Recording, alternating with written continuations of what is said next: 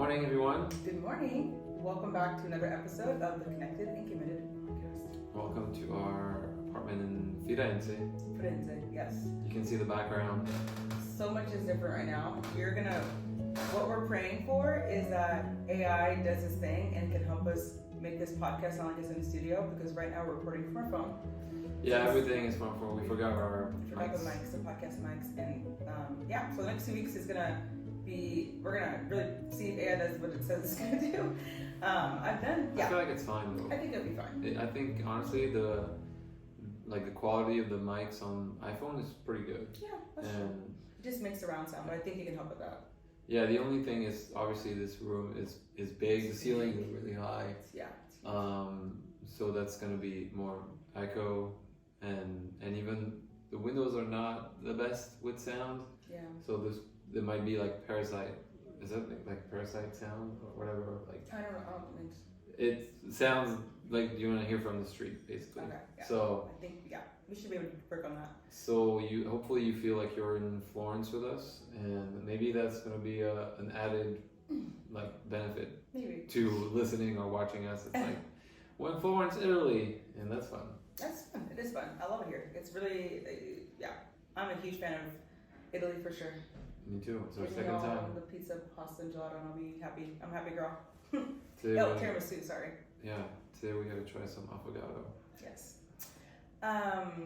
So a couple weeks ago, I did ask our Instagram community if they had any podcast topics they want us to discuss, since we took a week off that week, and so we got a really good conversation. I think will be fun to talk about.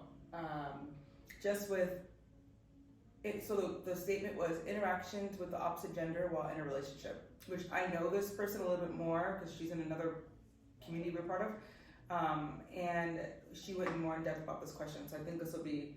I'm actually intrigued talking about this because this is something that I have dealt with too, for sure, and it's still something that I have to be wary of and be more intentional with. But what I want to start out with is kind of asking. I'm gonna ask you, and I'll bring it for me. But what were you taught growing up about opposite genders? Like just being things you didn't grow up in a church community. So I'm curious if that makes a difference or not. But I mean, I did enough of my life in church. That, that's fair. I did probably most of my life in church now. Yeah. Which is pretty crazy to think of. That is crazy. I'm wondering because the time period that I grew up in church was literally I grew up in church, right? And so my the big foundations of what I learned in my view came from church and came from my family too, of course. But all of my life I've been taught certain things when it came to opposite genders and different relationships. And so my formative years were taught a certain thing. And so I'm wondering if it's different for you since your formative years weren't. But I'm curious, what were you taught growing up about opposite genders and how to interact with them and what's appropriate, what was not appropriate? I wasn't really taught anything, to be honest. Okay. Like, for my parents, I wasn't really. I don't feel like I was taught anything specific. I feel like my parents were more like, let them figure it out on their own. Let them do their thing, and they will just figure it out. I feel like obviously what it was taught was mostly just by the interactions I was seeing between my mom and my dad. Okay. That's mostly. And then I had a sister, obviously. Yeah. And it was mostly growing up until I was 17. It was just my sister and I, and that's kind of just hearing people at school. Nothing crazy, nothing disrespectful. For me, girls were just girls and boys were just boys, and I had girlfriends, and you know what I mean, like basic childhood. I think, except when I was 6 years old, I had like 6 girlfriends at the same time. Okay. Well, I don't know if that was okay, but that was not okay. It wasn't okay, and I think that's where for me, I didn't think much of it, but I think if I was a parent and I heard my boy had 6 girlfriends, I'd be like, okay, we need to talk. Yeah. That's not how relationships are. It's not how they should be. We believe in committing to one person. so I guess that's probably one way that I was taught about the opposite gender. And then obviously I went to church, and that was a whole different thing, because there it was mostly like, well, first of all, dating was forbidden. Yeah. In my religious church, and so the opposite gender, like, it was about seeing them as like sisters in Christ. Mm-hmm. You know, it's like, oh, they're sisters, and nothing more. But it's not always easy to see it like that, because it's not, you know, the experience I had with sisters in Christ is that we oftentimes would develop feelings for each other. Sure. And it's like, yeah, I think there's more to say about that, but I guess that's kind of like the whole story for me. Yeah, no, that's interesting. So I think had some similarities for sure. But I think growing up, I was really taught the separation of boys and girls. Like the separation of, like, I'm a girl, I'm very much a girl, and I'm very much a girl who can cause a man to stumble. And I'm not like bagging the church at all. Like, we very much are still, we love the church and we love Christianity, we love God. So I want to like preface that, but just in the sense of things that I was taught, I think could have gone about in a different way.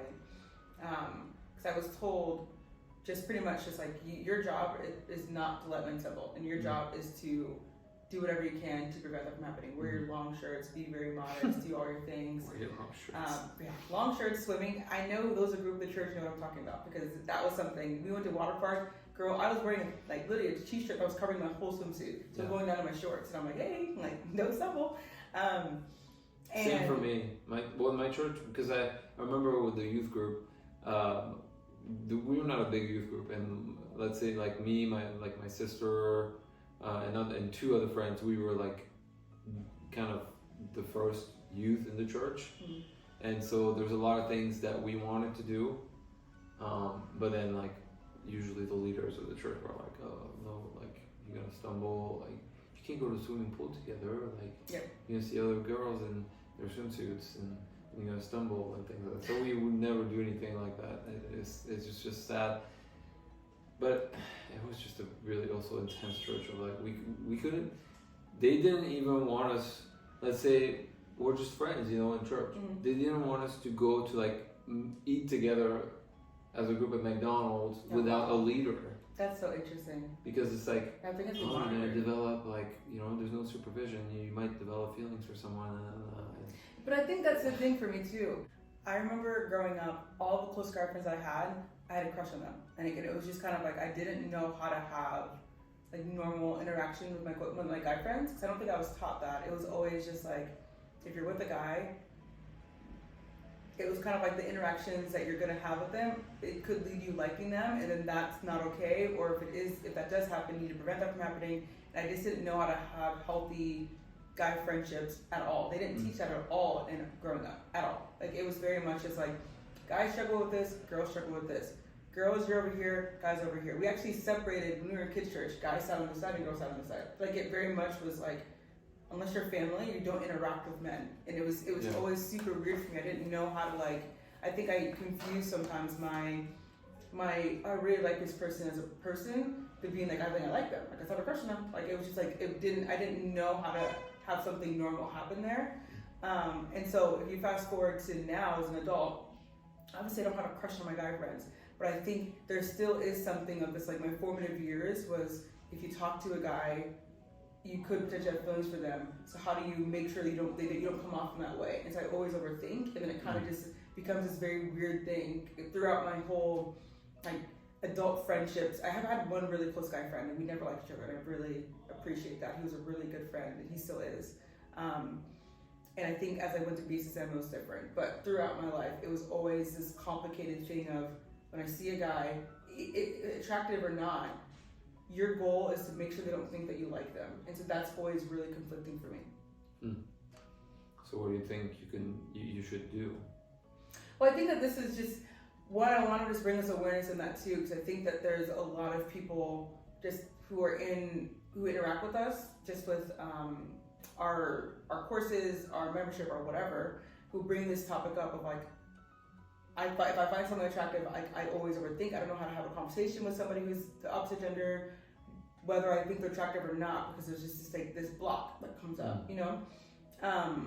And I think that I do think it comes from how we're taught. I don't know. I'm not going to assume. I'm sure people who aren't in these circles, Christian circles, for example, this might still come up. But I think that what we need to address too is not even the fact that we're in this interaction, it's the fact that we're overthinking the interaction in the first place. Of like, I'm in a conversation, I'm having a conversation with a guy. Cool. I'm not even gonna think if they think I like them or not, because why is that even important here? I'm just trying to make a friendship, or I'm just trying to develop more of like I'm just talking. You know what I mean? Yeah, I see what you mean. I think there's a lot to say though. Yeah, go ahead. About this. No, I think that a girl and a guy, like if you're talking about real friendship with the opposite gender, there has to be boundaries. Sure. Because I think that if you're, this is what I think. I think that if you're both attractive people and you vibe well and your friends, there's no boundaries, I think it probably is going to evolve into something more romantic. Like there's going to be feelings that are going to develop at some point if there's no boundaries.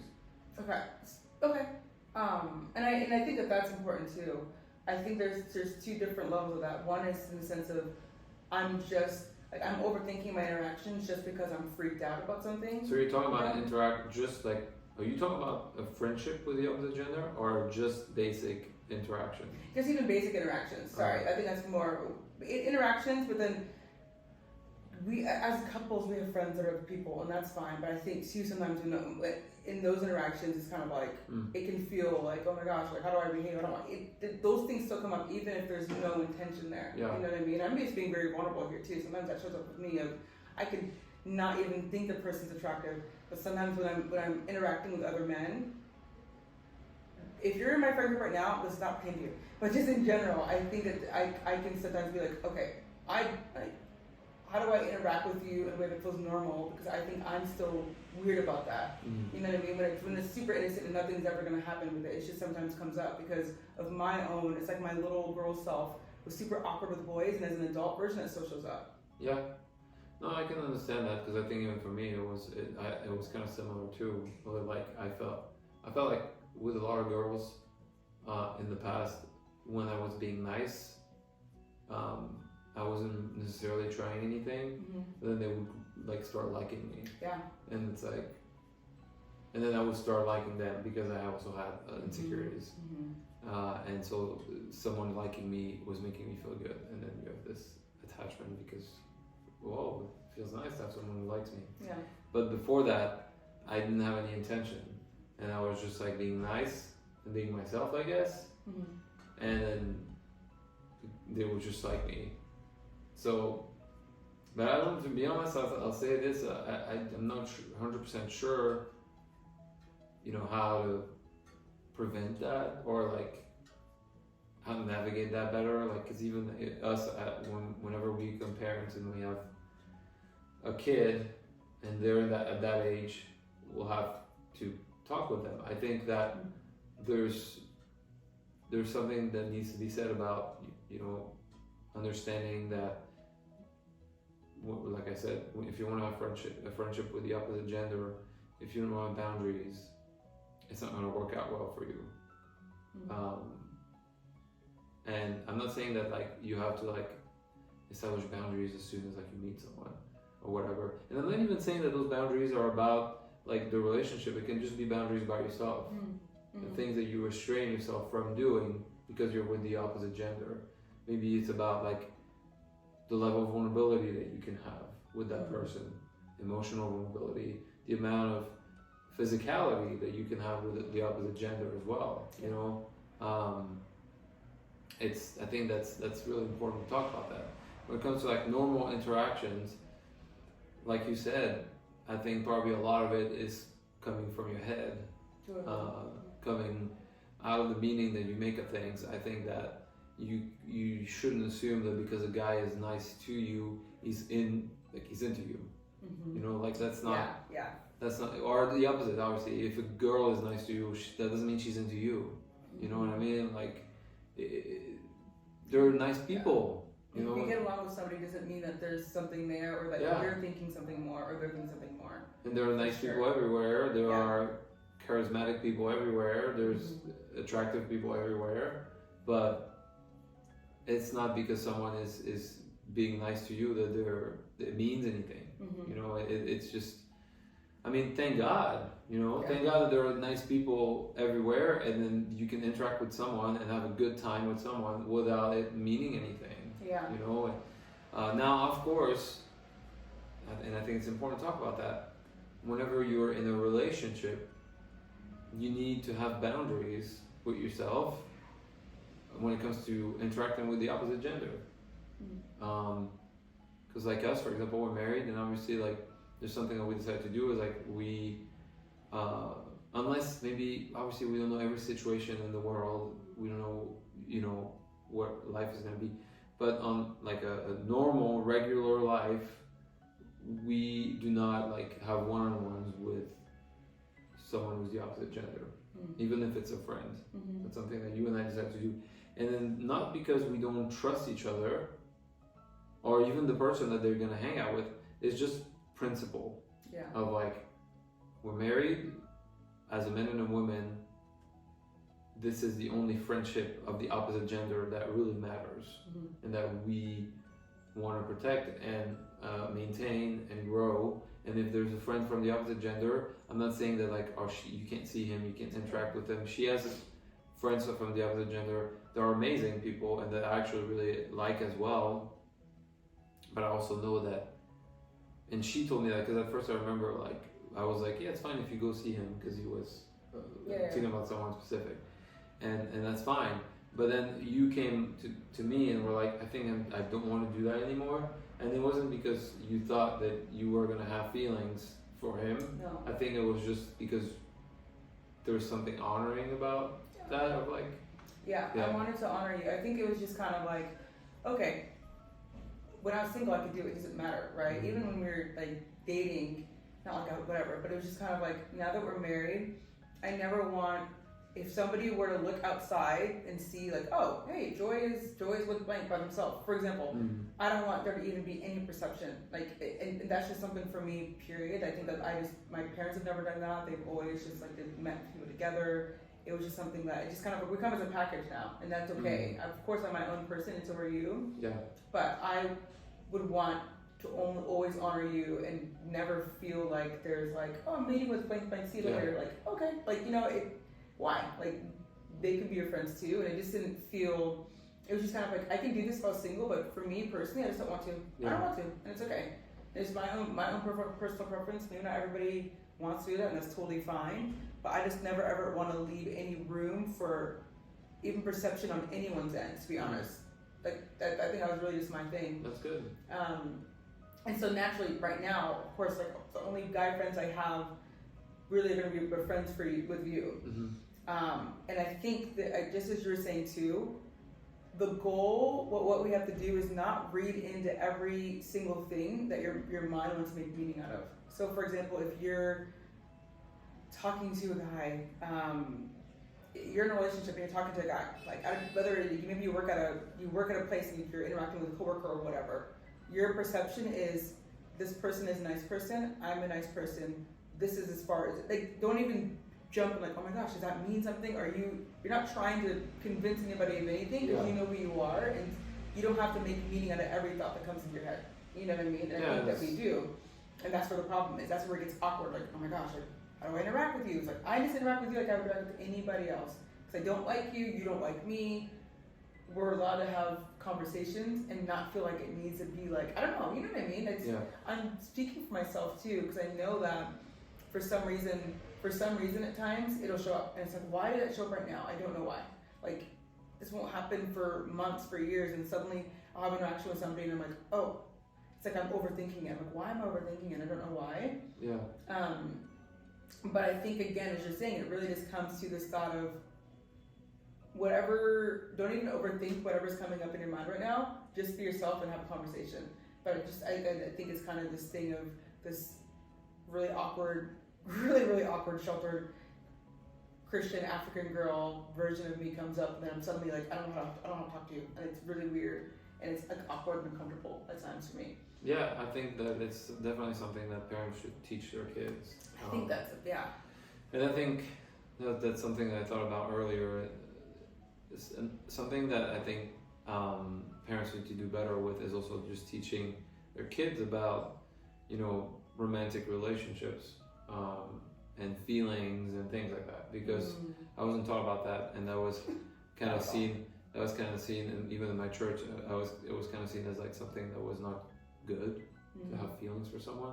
Because to have feelings for someone, you needed to be ready for marriage, blah, blah, blah. It was this thing of like, you need to avoid having feelings, and it's like, oh my gosh, that's another layer of pressure. Because, like we said, you're a kid, you have not been taught about friendships with the opposite gender, you've not been taught about relationships with the opposite gender. It's like, what am I, like, so how do I learn? And the only way I learn is by trial and error, watching TV, watching TV, whatever, or social media. You know what I mean? Like it's you get the information you want and need wherever you can get it. And I do think that let's say your kid comes and is like, oh, I think I like this girl. Well, I want my kids to tell me that, and obviously I don't want to tell them, oh, that's not good. You want to marry her? Are you ready for marriage? No, I wouldn't say that. It's like, okay, well, that's, I want to be like, okay, that's okay. Like, that's a normal thing. There's nothing wrong with that. Let's talk about what we can do about that. So what would you like to do about those feelings? You know what I mean? Do you want to pursue a relationship with that person? Okay, let's talk about that, because that's something else, obviously, because as a father, I need to see if that's a good person or not. Sure, but also, if we're talking about, like, our kid being, like, 8 years old and having feelings, I think that's no one different, ever obviously. No one ever tended to that growing up for me at all, And that's different, obviously, but obviously, even at that point, it's like, okay, like, let's talk about boundaries, let's talk about what is okay and not okay, but even just, because I do think that it's trickier to teach about friendships with the opposite gender unless they're older. When they're a little kid, like, for me, I'm not really in the place where I know exactly what I'm going to tell my kids. Sure, that's okay. Because I don't have kids. But I do think there's things to say, like you said, about not making meaning out of things, not entertaining thoughts that, because that's something that people like to do. Obviously, it's like you like to create this world of magic where this means something, and this means they like me, and this means that, and it's not the case, and then you start growing feelings for something that's not even real. Yeah, exactly. That's so true. That's real. And I think if you are somebody who's like an adult, of course you're listening to this, you're probably an adult, and has that discomfort around opposite gender for people in general, friendships or whoever, I think I'm just going to make a hypothesis leap, just in the sense that there probably was not this like safety and conversations of how to like have healthy friendships. Like I didn't have that until I was an adult, which I think is sad. No one taught me how to do that. And unfortunately my church didn't either. And I think that there's this thing of friendships, just even say interactions in general. Like you can have healthy interactions with people without feeling feeling like they're thinking something or that you're thinking it's going anywhere. Period. You know what I mean? Like it's normal. And I think that the more that we, like it's kind of like prepping yourself of, I'm gonna have interactions with people. I know where I stand. If honestly they want to make their own assumption, that's not on me, but I know where I stand, and I'm not going to make this be like, I'm just not going to overthink this thing. And if you notice yourself kind of shutting down or freaking out, go take a break, go outside, and just kind of like, I just think you need to prep ourselves a little bit more of, this really isn't that big of a deal. And I think the more that we make it a big deal, then it kind of freaks us out, and it's just like, if we don't overthink things, then these things can just kind of like roll off our back of like, oh yeah, I'm having a conversation with a person, not a big deal. Like I'm chill, you're chill. Yeah. I'm fine, like you're fine, like it's not a big deal. Yeah.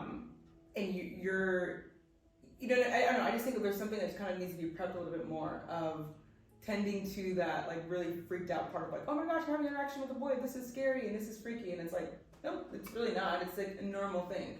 And I think in the future, whenever we have a child, that's something where I really want to help them if it comes up for them, of course, of how to be okay with having healthy friendships that are with people. Like with obviously our friends. The goal is to have friends have babies with them at the same time, and then we can all just like teach them at the same time of like, hey, go to auntie's house, whatever. And they're gonna be they're kind of like your brother, not really, but like what I mean. Like, this is gonna be like how to have healthy friendships. We're gonna do things together, so we're gonna know how to have it in a really healthy way. I just wasn't taught that. So if that's something you freaked out about now, or notice that shows up for you right now, know that one, you're not alone. There's nothing wrong with you. There's nothing wrong with you. I think that you just weren't taught how to do that well growing up, but it's not too late to learn now. It isn't. And so if there's somebody in your life that I don't know, if there's something like that shows up right now, or if you're ever in those interactions, I kind of just want to give some practical tools, maybe that would be like, even one or two, that would feel like, okay. Practical tools? Well, honestly, okay, I feel like there's something to say about people who are in relationships and like freak out about interacting with the opposite gender in general. It's like, I think that a lot of people freak out because they don't trust themselves, and they feel bad for finding someone else attractive or whatever. That's a whole other topic, obviously. But I do want to say, in the same like context, in the same message of like, don't start making meaning out of thoughts that are not worth dwelling on. Because it's the same thing as we said before. There's nice people everywhere. There's attractive people everywhere, and there's charismatic people everywhere, and that's okay. That's normal, and that's okay even if you're in a relationship, to find another person interesting or to find another person attractive or whatever. Because you need to trust yourself with the fact that you have self-control.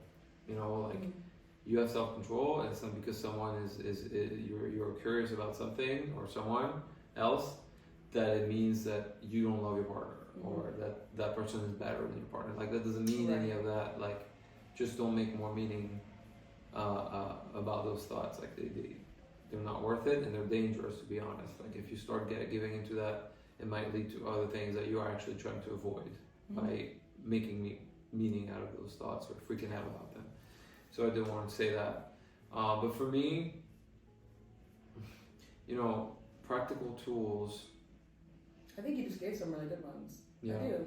So I think that there's, again, if we're talking about making meaning, sometimes the thought comes up of like, oh my gosh, this person, we get along better than I get along with my boyfriend. Oh my gosh, and I freak out. It's like, stop. Like, based on one interaction? Yeah. Or just based off of, who knows, something that they did, like, oh, I think he's so funny. I think my partner's funny. Like, so we have to stop those thoughts and just be like, take it for face value. This person's funny. Done. Like, you know what I mean? This person, I really like the way that he dresses. Done. I love the way that he prays. Done. Like, you know what I mean? Like, I don't know, but let's be honest. If you say that you love the way someone else prays, please, that is not the way to pick someone as a partner. But let's be honest, some people do, and that's, anyway. That is so the surface level, whatever. I heard, I have to point this out. Growing up, I remember, I'm sorry, but I remember someone saying like, oh, I feel like whenever I get married, I'm going to love the way that my husband, when he speaks tongues, and I'm like, shut up. Like, I'm sorry, I said that, I had to say that. Because I think that we read it to way too many things, and that's what, I'm going to digress. It's very cringy, but whatever. Yes, it is cringy. That reveals nothing about their character. Nothing. And so whatever. That would be an interesting topic to talk about, like, the way someone looks spiritually. Is that something that is actually like worth holding on to as a quality? Write that down. I just said it. So, okay, we'll remember that. But yeah, I think for me, I wanted to kind of wrap up with this. So when it comes to the opposite gender, it's about thoughts and it's about boundaries. Mm-hmm. It's about the thoughts that you're having in terms of like not making meaning out of them and trusting yourself. So that's what I mean when I talk about thoughts. That's what I mean. Now when I'm talking about boundaries, that's self-explanatory. You need to have boundaries. Not even like I said earlier. It's not like you have a friendship with a girl and like, okay, listen, if you want to maintain this friendship, we need to have those boundaries. That is not. If you ever get to that point and you're in a relationship, I think there's something wrong there. You should never get to the point where like there should be like clear boundary unless whatever. Sorry, I feel like I'm gonna go somewhere and I don't want to go there. That's fine. Now the boundaries that I'm talking about is the boundaries that you have for yourself, like within yourself, your own boundaries that are about self-control and emotional vulnerability. Like there's places you don't go with the opposite gender if you don't want to get to a deeper level of relationship, and even physically as well. So those are for me the two main things that you need to look at when it comes to the opposite gender. Yeah. Thoughts and boundaries. Totally. It's really, again, it's kind of wrapping that up of holding your thoughts captive and being able to have self-control. Have self-control, period.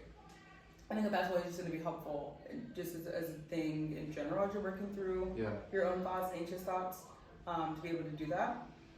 And I'm missing actually, we're going to put it in the notes, but we have something that we've just started, and I think that's going to be helpful in that too, of how to challenge or bring clarity to every anxious thought that you have. And we have a whole community on it. We have a whole community that we're starting called Relationship Anxiety Academy. But we will put it in the notes.